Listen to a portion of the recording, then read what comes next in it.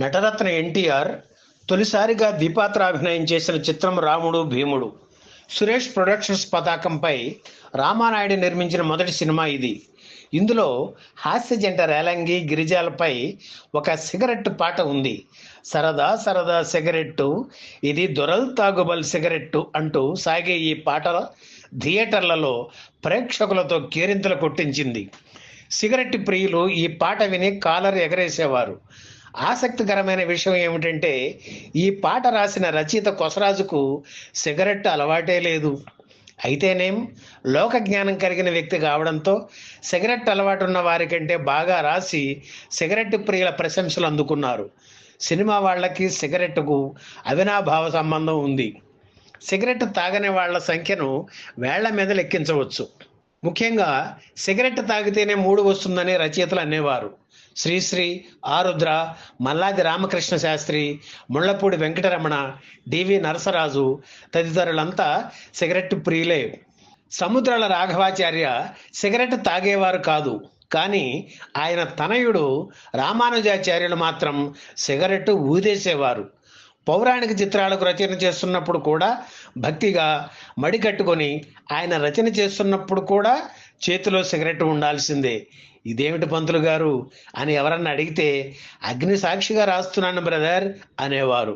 హీరోల విషయానికి వస్తే, ఎన్టీఆర్కు సిగరెట్ అలవాటు లేదు, కానీ చక్కని కంఠస్వరం కోసం రోజు ఉదయాన్నే చుట్ట తాగేవారు. కానీ సినిమాల్లో సన్నివేశపరంగా చుట్ట కాల్చాల్సి వచ్చినప్పుడు మాత్రం రిహార్సల్స్లోనే పెట్టెలు సిగరెట్లు తాగేవారు. ఇక నట సామ్రాట్ ఏఎన్ఆర్ సిగరెట్లు బాగా తాగేవారు. షార్ట్ గ్యాప్లో ఆయన చేతిలో సిగరెట్ కనిపించేది. అటువంటి వ్యక్తి ఒకానొక దశలోనే సిగరెట్ తాగడం మానేశారు. మళ్ళీ దాని జోలికే వెళ్ళలేదు. జగ్గయ్య, ఎస్వి రంగారావు, గుమ్మడి, ముక్కామల, రాజనాల వీళ్ళంతా ధూమపాన ప్రియులే. జగ్గయ్య అయితే సహస్ర శిరచ్ఛేద అపూర్వ చింతామణి చిత్రం షూటింగ్లో చిత్ర నిర్మాణ సంస్థ మోడర్న్ థియేటర్స్ అధినేతలు సెట్లో సిగరెట్ తాగకూడదనే నిబంధన విధిస్తే, సిగరెట్ కోసం మాటి మాటికి సెట్ బయటికి వెళ్ళడం నా వల్ల కాదు అని ఆ సినిమానే వదులుకున్నారు జగ్గయ్య. ఆ తర్వాత ఆయన ప్లేస్లో కాంతారావును తీసుకొని చిత్ర నిర్మాణం కొనసాగించింది చిత్ర నిర్మాణ సంస్థ. ఇప్పుడంటే ఆ సదుపాయం లేదు, కానీ ఆ రోజుల్లో ఆర్టిస్టులకు నిర్మాతలే సిగరెట్ ప్యాకెట్లు ఏర్పాటు చేసేవారు. ఎవరిది ఏ బ్రాండ్ అడుగు తెలుసుకొని వారు స్టూడియోకి రాగానే 5-6 ప్యాకెట్లు అందజేసేవారు. ఒకసారి వాహిని స్టూడియోలో ఒక చిత్రం షూటింగ్ జరుగుతోంది. తనకు ఇవ్వాల్సిన సిగరెట్లు ఇంకా రాలేదని ఆగ్రహించిన నటుడు రాజనాల షార్ట్ రెడీ అని పిలిచిన సెట్లోకి వెళ్లకుండా మేకప్ రూమ్లోనే కూర్చున్నారు. ఈ విషయం ఆ చిత్ర నిర్మాత డూండీకి తెలిసింది. మర్యాదపూర్వకంగా సిగరెట్లు ఇస్తుంటే రాజనాల ఇంత రాద్ధాంతం చేస్తాడా అని ఆయన ఫైర్ అయ్యారు. వెంటనే ఈ రోజు నుంచి ఆర్టిస్టులకు సిగరెట్లు ఇవ్వకండి అని ప్రొడక్షన్ మేనేజర్కు ఆర్డర్ పాస్ చేశారు. అలాగే సిగరెట్ కావాలా, వేషం కావాలా, రాజనాలను కనుక్కొని ఏ విషయం నాకు చెప్పండి అన్నారు డూండి. ఆయన ఎంత స్ట్రిక్టో తెలిసిన రాజనాల మరో మాట లేకుండా సెట్టుకు వచ్చేశారు. నటుడు ముక్కామల చైన్ స్మోకర్. చేతిలో ఉన్న సిగరెట్ అయిపోగానే వెంటనే మరో సిగరెట్ వెలిగించేవారు. రోజుకి ఆయన ఎన్ని సిగరెట్లు తాగేవారో లెక్క ఉండేది కాదు. అతిగా సిగరెట్లు తాగడం, మద్యపానం వల్ల ఆయన ఆరోగ్యం దెబ్బతిన్నది.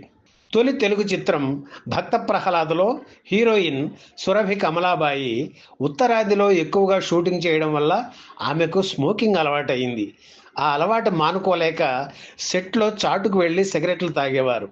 అలాగే 90ల నాటి గ్లామర్ సంచలనం దివ్య భారతి కూడా సెట్లో అందరి ముందు సిగరెట్ తాగేవారు. యువ హీరోల్లో కృష్ణ కూడా సిగరెట్లు ఎక్కువగానే తాగేవారు. చాలా కాలం వరకు ఆయన ఈ అలవాటు మానుకోలేకపోయారు. ఆ తర్వాత సిగరెట్లు మానేసి పాన్ పరాగ్ అలవాటు చేసుకున్నారు. తర్వాత ఆ అలవాటు కూడా మానుకున్నారు. శోభన్ బాబు ధూమపానానికి దూరంగా ఉండేవారు. ఆనాటి దర్శకుల్లో బిఎన్ రెడ్డి, కేవి రెడ్డి, ఆదుర్తి, ప్రత్యేగాత్మ, బాపు ధూమపాన ప్రియులు. సెట్లోనే వీరు సిగరెట్లు కాల్చేవారు. ఇప్పటి దర్శకులు కూడా సెట్లోనే సిగరెట్లు తాగుతున్నారనుకోండి, అది వేరే విషయం. పాత తరం గాయకుల్లో ఘంటసాల రికార్డింగ్కు ముందు చుట్ట వెలిగించేవారు. ఆ రోజుల్లో గాయని గాయకులు పక్కపక్కనే నిలబడి పాటలు పాడేవారు. చుట్ట కంప కొడుతున్నా మిగిలిన గాయని గాయకులు పట్టించుకునేవారు కాదు. బర్కిలీ సిగరెట్ తయారీదారులు ఆ రోజుల్లో హిందీలో బాగా పాపులారిటీ ఉన్న పృథ్వీరాజ్ కపూర్తో తమ బ్రాండ్కు మోడలింగ్ చేయించుకునేవారు. తమ ప్రకటనల్లో ఆయన బొమ్మ వాడుకున్నారు. దక్షిణాదిన అంతటి స్థాయి ఉన్న నటుడు ఎవరా అని బర్కిలీ సంస్థ ఆరా తీసినప్పుడు వాళ్లకు హీరోలు కనిపించలేదు. ఎస్వి రంగారావు మాత్రమే కనిపించాడు. వెంటనే ఆయనతో ప్రచార చిత్రం, ప్రకటనలు రూపొందించారు. ఆ రకంగా ఎస్వి రంగారావు తెలుగులో తొలి మోడల్ స్టార్ అయ్యారు. అలాగే బర్కిలీ కంపెనీకి యాడ్స్ చేసిన హీరోల్లో చంద్రమోహన్ కూడా ఒకరు. ఆయనకు ధూమపాన అలవాటు లేదు, అయినా యాడ్ మోడల్గా నటించారు. ఎందుకు అని అడిగితే వాళ్ళు డబ్బు ఇచ్చారు, సిగరెట్ ప్యాకెట్లు ఇచ్చారు, డబ్బు తీసుకునే ప్యాకెట్లు ఎవరికైనా ఇవ్వచ్చు కదా అని అలా చెప్పేవారు చంద్రమోహన్. గతంలో పోలిస్తే ఇప్పుడు సెట్లో సిగరెట్లు తాగేవారి సంఖ్య చాలా బాగా తగ్గిపోయింది. యువ హీరోలు ఆరోగ్య నియమాలు పాటిస్తూ ధూమపానానికి దూరంగా ఉంటున్నారు. అయితే సిగరెట్లు, చుట్టలు కాల్చే దృశ్యాలు తెరపై వస్తున్నప్పుడు మాత్రం సిగరెట్ తాగడం ఆరోగ్యానికి హానికరం అని చూపించడం తప్పనిసరి అయ్యింది. ఈ వీడియో మీకు నచ్చితే లైక్ చేయండి, షేర్ చేయండి, వెంటనే సబ్స్క్రైబ్ కూడా చేయండి.